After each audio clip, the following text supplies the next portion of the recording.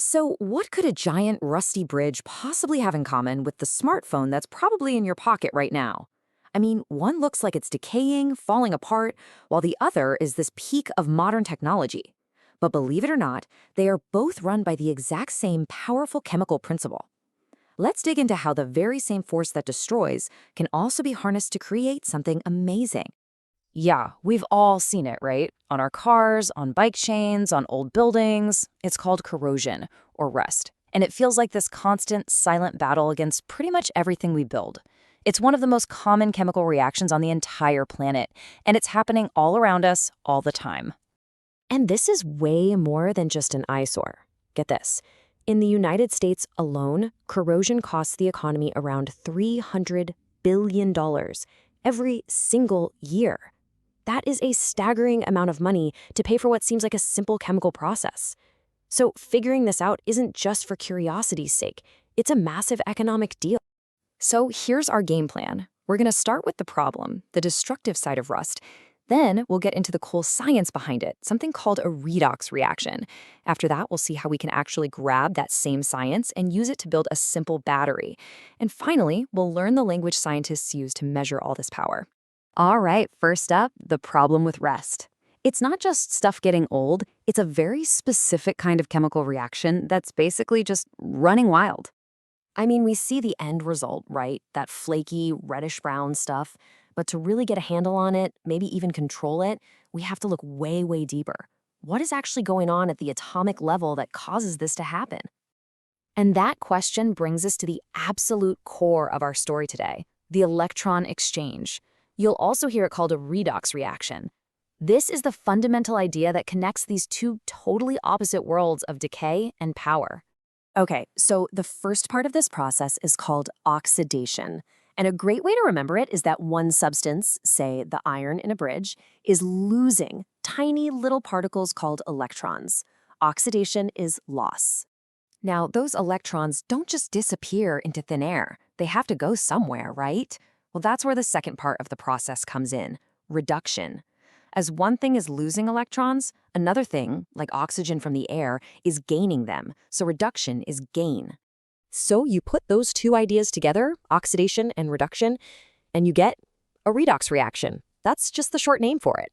One loses, one gains. It's this perfect chemical partnership, a give and take. You can really think of it like an elegant microscopic electron dance that's happening constantly.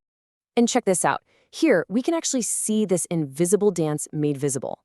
When you stick a simple copper wire into a solution of silver nitrate, these absolutely beautiful, feathery crystals of pure silver just start to grow, right there on the wire. It's a redox reaction playing out right in front of our eyes. It is just mesmerizing. So what is going on here chemically speaking? Well, the solid copper atoms are giving up their electrons, that's oxidation, and dissolving into the liquid.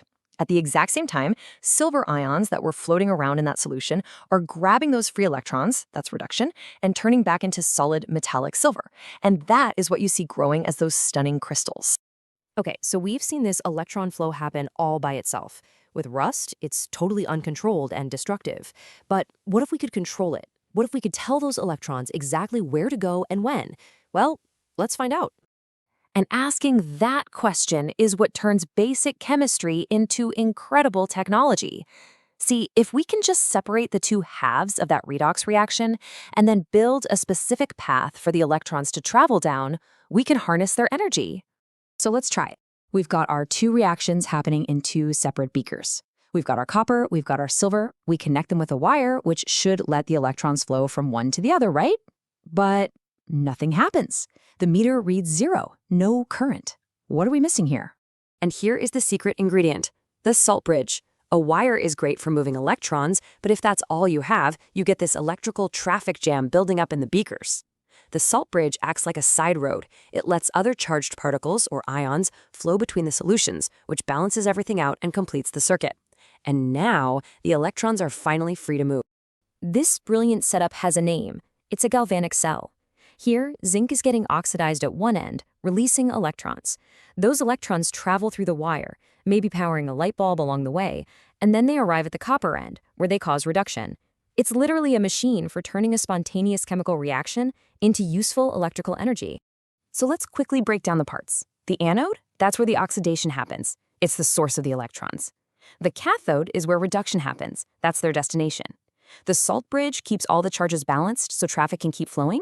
And the external wire, that's the highway the electrons travel on. And this whole idea isn't just for some fancy lab setup. I bet you've seen a lemon battery before. Well, it works on the exact same principle.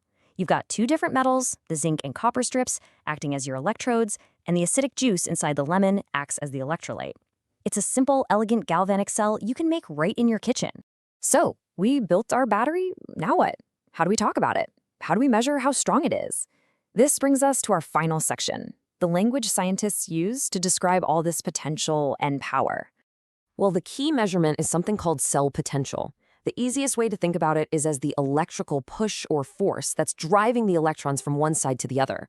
The bigger the push, the more powerful the battery. And we measure this force in a unit you've definitely heard of, volts. Now, as you can imagine, drawing that whole galvanic cell diagram every single time would get old pretty fast. So to make life easier, chemists came up with a really clever kind of shorthand to describe any electrochemical cell.